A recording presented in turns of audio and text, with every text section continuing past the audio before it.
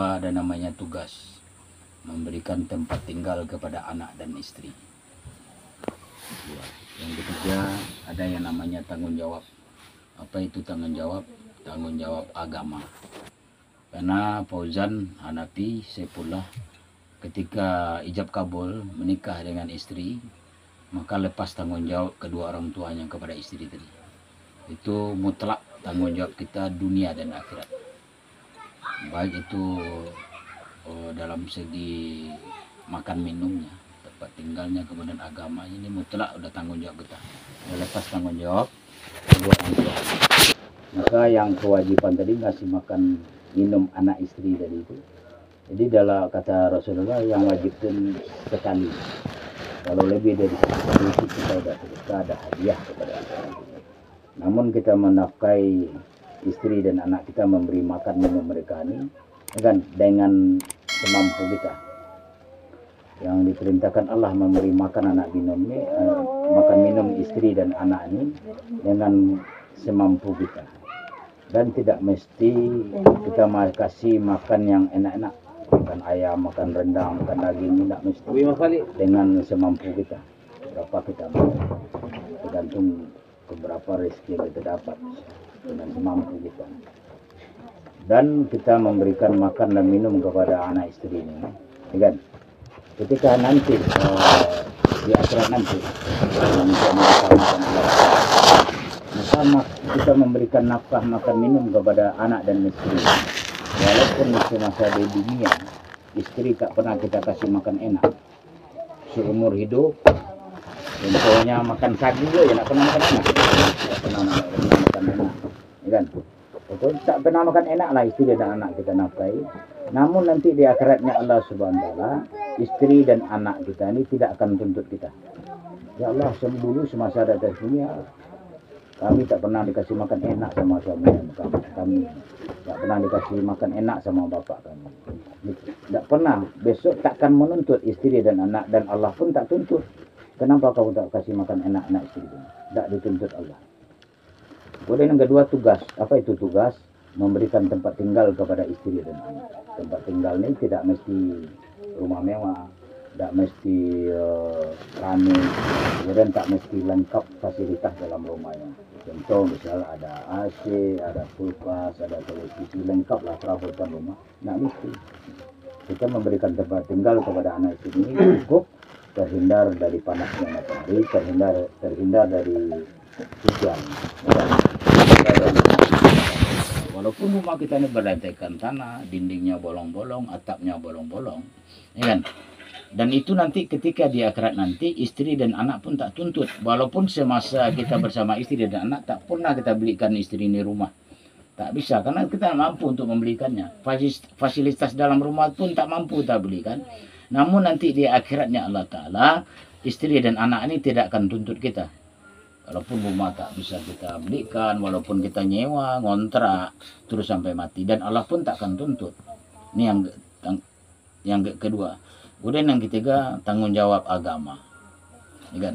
Tanggung jawab agama inilah yang ketiga ini. Istri, anak akan tuntut kita nanti di akhirat.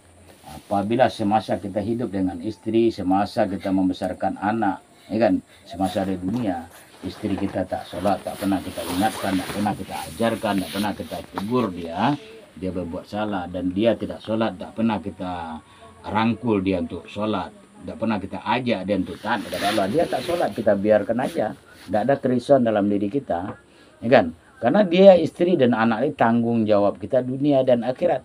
Jadi semasa hidup di dunia kita bersama istri kita tak sholat, kita abaikan, tidak ada kerisauan kita. Anak kita tak sholat, tak pernah kita risau, tak pernah kita ajak, maka di akhirat nanti istri anak kita akan tuntut kita nanti.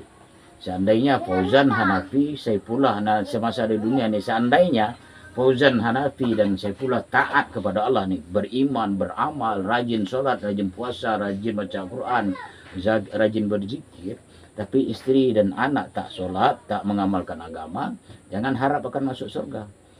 Nanti ketika di akhirat nanti, ketika kita melangkahkan kaki masuk surga, maka istri dan anak kita nanti protes kepada Allah. Ya Allah, hamba tidak terima suami hamba masuk surga. Dahulu semasa di atas dunia, hamba tidak pernah diajak oleh suami hamba untuk taat kepada engkau. Kita mau masuk surga nih, istri kita masuk neraka. Enggak misalnya, ini kan karena dia nak pernah taat ketika masa dunia. Jadi istri kita tuntut kepada Allah, dulu di atas dunia, saya tak pernah diingatkan sama suami hamba. Saya tak sholat dibiarkan, saya keluar rumah tak tutup menutup aurat, dibiarkan sama suami hamba. Sekarang hamba tak terima ya Allah suami hamba masuk surga. Jadi terhalang kita masuk surga. Dituntut sama suami, dituntut sama anak-anak. Di istri dan anak ini tanggung jawab kita. Jadi bagaimana di istri dan anak ini bukan istri dan anak kita di dunia saja, nanti di akhirat pun. Istri kita di dunia ini, istri kita juga nanti di surganya Allah Ta'ala. Jadi bagaimana kita berkumpul di dunia ini, kehidupan dunia yang sementara ini, kita mesti ada pikir, mesti ada risau bagaimana istri kita, anak kita ini selamat. Kalau kita abaikan, tidak ada kerisauan kita hanya hari-hari memikirkan bagaimana perut istri kita berisi. Hari-hari kita pikirkan bagaimana dia bisa makan. Dan yang kita pikirkan hari ini bagaimana istri anak bisa makan nih, dan itu tidak dituntut nanti di akhirat. Tapi yang akan dituntut istri anak dan Allah tuntut nanti agama, tanggung jawab agama ini. Maka walaupun kita nih hari ini dunia kita pas-pasan hidup, makan kadang makan kadang enggak, yang penting kita ada agama.